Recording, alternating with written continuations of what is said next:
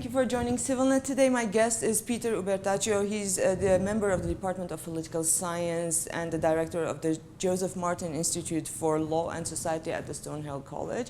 Thank you for being here today. Yes, thanks for having me.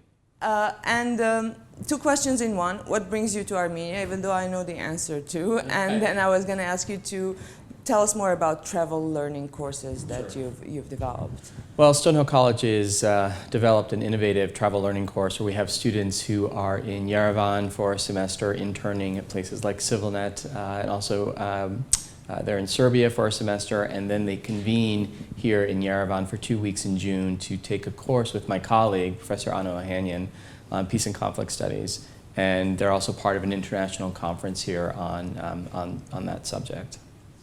And to be sending students from your department to Armenia, what's the reaction to this, or what's the experience? I know that already some students came, and there's already an experience to talk about. Sure. You know, we at Stonehill send a good portion of our students abroad, typically during their junior year. We really value international experiences or study abroad opportunities.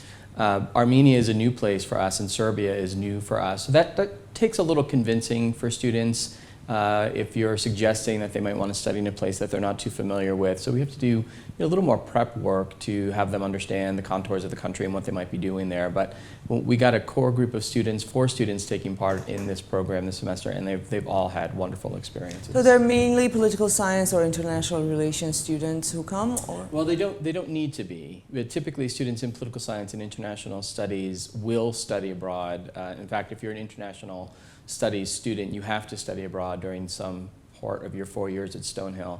But we accept students from a variety of majors into this program. So what's the advantage of having students be in Armenia or Serbia or similar countries?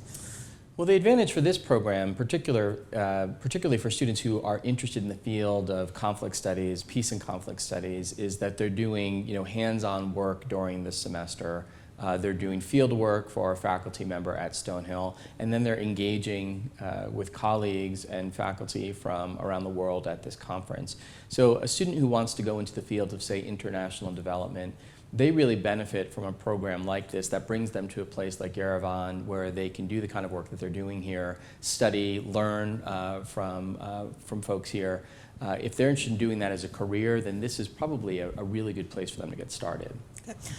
From what I know, your research, your work also concentrates on political parties, the political marketing, and so Armenia's current authorities, political parties, political scene, did you get a chance to be acquainted, or at least what's the image, what's it looking like from outside?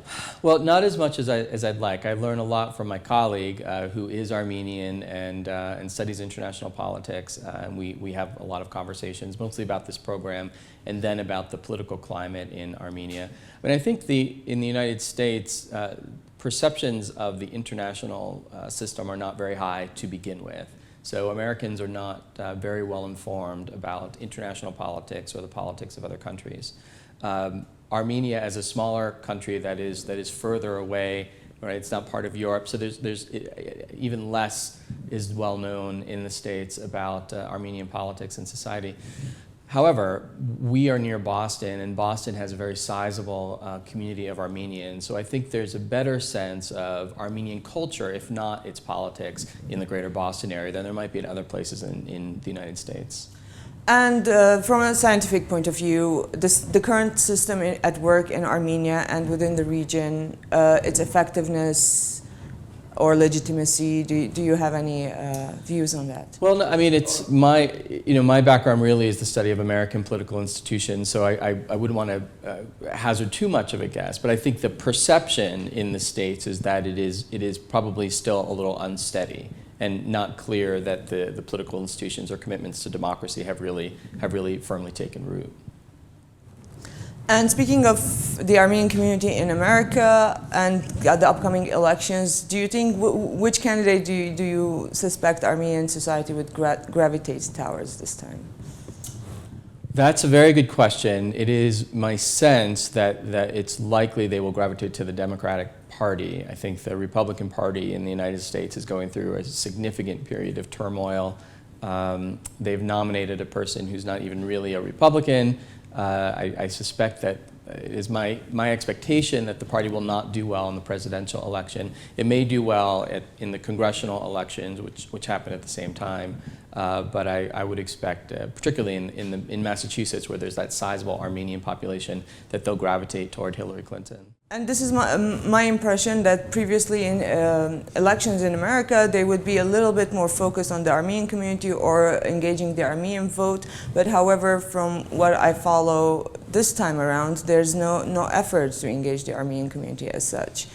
Well, again, on the Republican side, none of the rules that traditionally apply to presidential nominations are working in this cycle. So the Republican candidate has not done outreach to any groups. They don't really have a fully formed campaign staff. They typically in a campaign, in a national campaign, you would have tasked someone to be your liaison to a particular community. In the Republican side, that hasn't happened at all for any of the distinct communities that exist. I suspect that that's not true on the Democratic side, and that the Clinton campaign will have a liaison to various communities, including the Armenian community. Will have someone who is well placed to speak to those particular issues.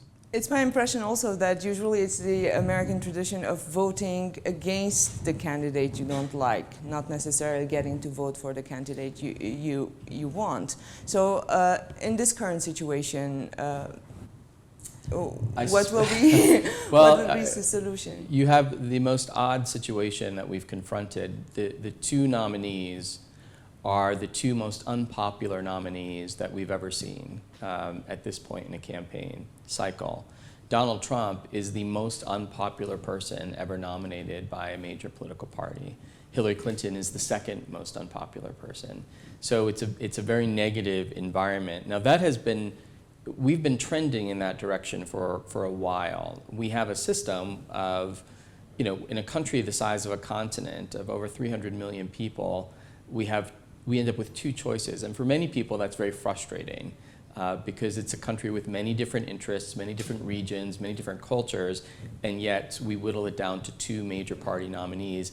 The process that we use to choose those two is a very grueling process. And at the end of it, the candidates are pretty unpopular.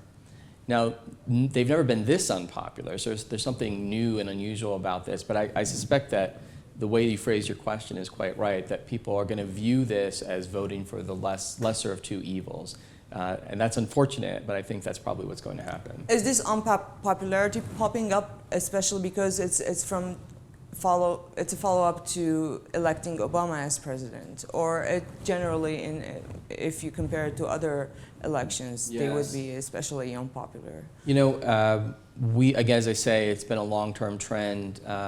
Americans are very dissatisfied with all major institutions, and whether it's business, religion, their education system, political institutions. Very few institutions are admired by the American people anymore, and that's been happening for a very long time. The last two presidents, although President Obama is becoming more popular as his term comes to an end, but he's never been overwhelmingly popular during his time in office. Congress is extremely unpopular and has been for a long time. So there are a lot of factors leading to that, but this presidential election is a really good symbol of where we're trending as a country, where all of our institutions are viewed negatively. And what about after? Any of the candidates able to tackle the situation, the mistrust towards institutions, or? It's going to be very difficult. I wish that I could say otherwise, but my expectation is that Hillary Clinton is likely to win the presidential election, and that has it has something to do with the fact that she's running against Donald Trump. But Democrats do well in national elections. There are more Democratic voters, and they turn out for presidential elections, and they don't tend to turn out for congressional elections. So I expect that the Democrats will do well in November. But I don't know that she will have the tools at her disposal to tackle this long-term trend. She's very unpopular. People have a very firm opinion about her. She has been around American politics for decades, so there's very little left to learn about Hillary Clinton, and people who dislike her are passionate in their dislike for her. I think that she is more interested in governing with the Congress than her opponent, and so there may be attempts at some overtures to the Republicans who are likely to continue to control Congress. But these long-term trends aren't going to go away very easily, and I suspect we're in for another rough patch. Donald Trump's candidacy, how did this happen in America? I mean, a lot of people thought it would be, in the initial stages and then the whole thing will end, and yet now he's the candidate. And he does have supporters. What's at the basis of this, or how is it sociologically explained? Anger and fear are very powerful factors. And if you had a general poll of Republicans at the beginning of this process, Donald Trump would not have won the nomination. But he was able to mobilize a small but very energized group of voters early, and there were many other candidates. So he didn't need to win a majority of the early elections. We choose presidential nominees through a system of early primary elections in very small states and then large states. So you only need to win a very small segment of the vote in a very small state, and you can come in first place. And once that happens, you gain a lot of attention, you gain a lot of additional supporters, and along the way, he won a very steady but small core group of voters. Other candidates fell away, and he was the last one standing.